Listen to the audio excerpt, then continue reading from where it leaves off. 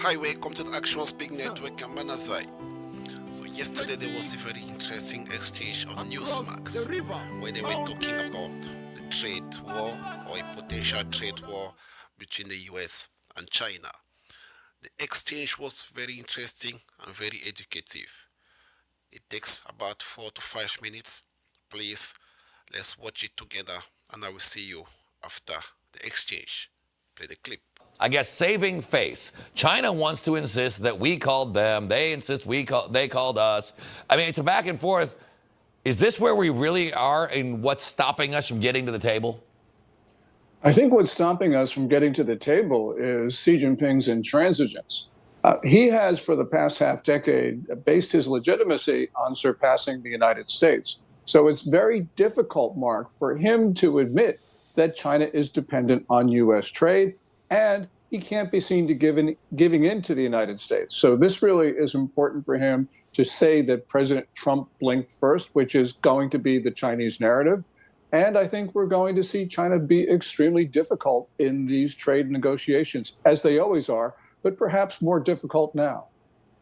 But it seems to me that that America is on a better footing to be able to withstand a trade war. China needs us, our marketplace, our consumers, more than we need them. Absolutely. U.S. consumers account for, 38, 39% of global consumer spending. This is a market that China cannot replace, especially because Xi Jinping, because he's turned his back on consumption as being the fundamental basis of the Chinese economy, now relies on exports to be that fundamental basis. And he can't replace the U.S. Now, also, we are the trade deficit country, which means we've got all of the tools in a trade war. We're the bigger economy. China's economy right now is contracting. We saw the first indications from April. Xi Jinping just really has only one card, and that's to persuade the American people to get President Trump to preemptively surrender. And I don't think our president is going to do that. Yeah, I think you alluded to that. I mean, we saw, obviously, earlier this week, the government reported that the GDP, gross domestic product, basically the economy, basically shrank ever so slightly in very preliminary numbers here at home. But factory production in China fell to its lowest level in 16 months. I mean, that's the engine that keeps China going. I mean, the Daily Caller's reporting riots are starting to erupt in China over factory closures, lost paychecks. How long can Xi Jinping hold on to this?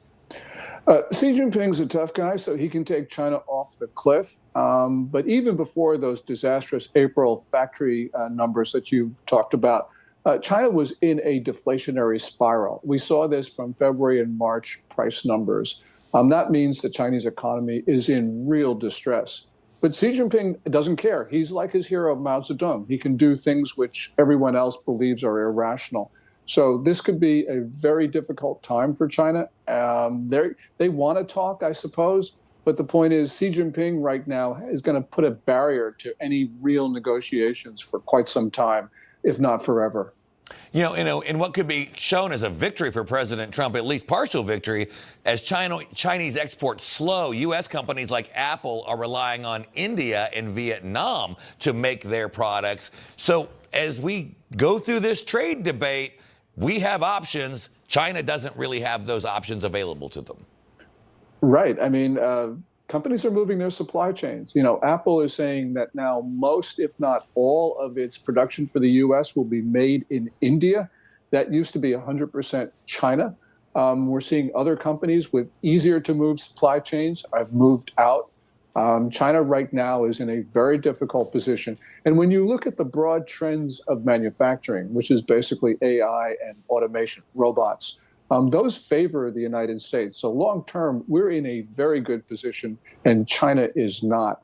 This is a very important story in terms of the way the world is working.